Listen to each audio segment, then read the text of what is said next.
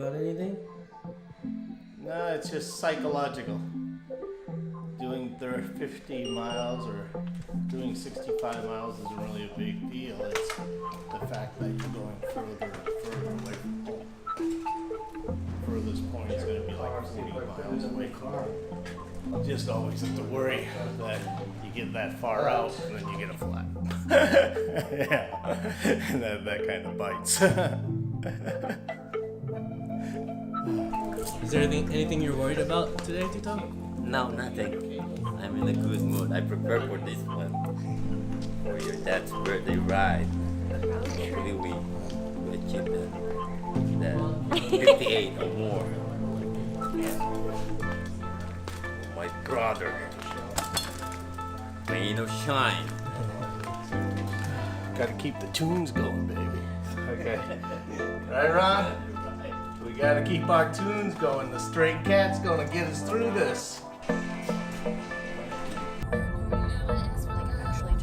I'm gonna have a long trip with my esposo, who's addicted to cycling. Anyway, we're on the trip to follow my beloved husband. We got Tony, my precious daughter Robin, and our Stephanie Pokenge. We're gonna follow them so they'll have company with the beautiful people. I don't know how long it's gonna take, but we're ready for the day. Steph brought a big heavy book. What in the world is this? Astrology. And so we're gonna have fun. We're ready for the day. Road trip. Love you guys. Just follow us and what did Tony say? Subscribe. Subscribe.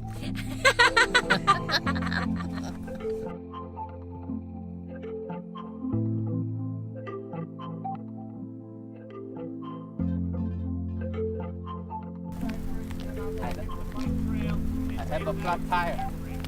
That's bullshit. Well, we'll have to do it on a nicer day. Sorry, Kuya. Yeah, no problem, because I look at it this way. This may have happened for a reason. Yeah, you never know. You don't know what's down the road. Chris. Yeah, Tito thinks his tire blew out and the bike will fend the car. Could you pick us up? Morton and Greenhouse? Alright, bye. Now, if you've found anything I've ever said or anything I've ever done motivational, inspiring, or anything like that, the people you have to thank are my parents. You see, they both come from extremely humble beginnings, but focusing on my father today, he's lived a pretty unique life. Growing up in one of the poorest projects in South Boston, he was one of 11 kids, and his father left when he was just a baby, leaving my grandma alone to raise all of these children. He managed to make it out of these projects, though, without going to prison or anything bad happening, which is no small feat in itself. After that, he moved to Houston, met my mother, and explained that his dream was to start a successful business by the age of 23. And he did that. But according to him, he failed a ton. He actually started and failed 6 or 7 different businesses. And if you fast forward from there and you rewind about 6 years from today, it's one of the biggest accomplishments I think he's had. You see, one day I was driving down the street in Houston, Texas, and I received a phone call from my mother. She said, "Anthony, your dad went in for a checkup. You need to come to the hospital right now."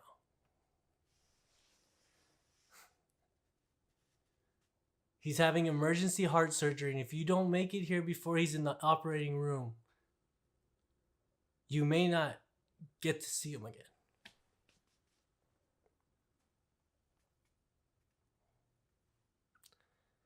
There's a chance he might not make it out.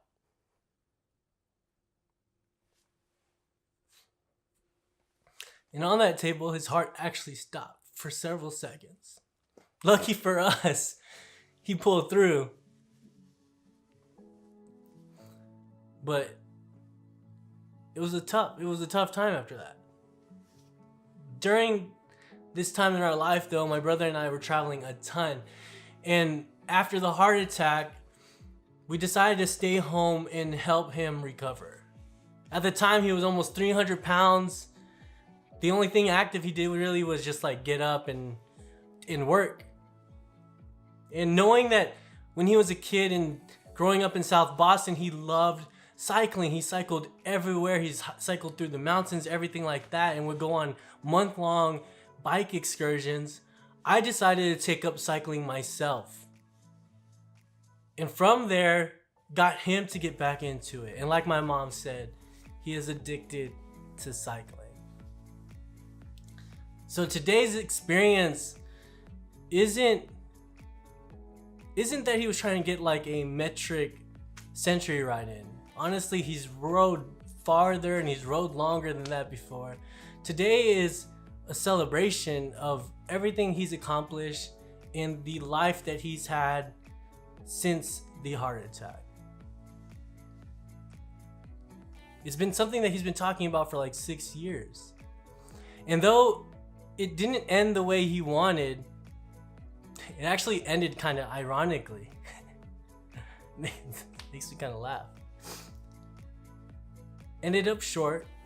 It's kind of like so many obstacles and struggles that have been put in his path in life. And when I heard him smile, when I heard him say while smiling, "It's okay, we'll try again," I can't help but think about all these stories he told me about, all these experiences and all these dreams he's had and all the obstacles and struggles and everything life put in his way to stop him from achieving those goals that he just ignored.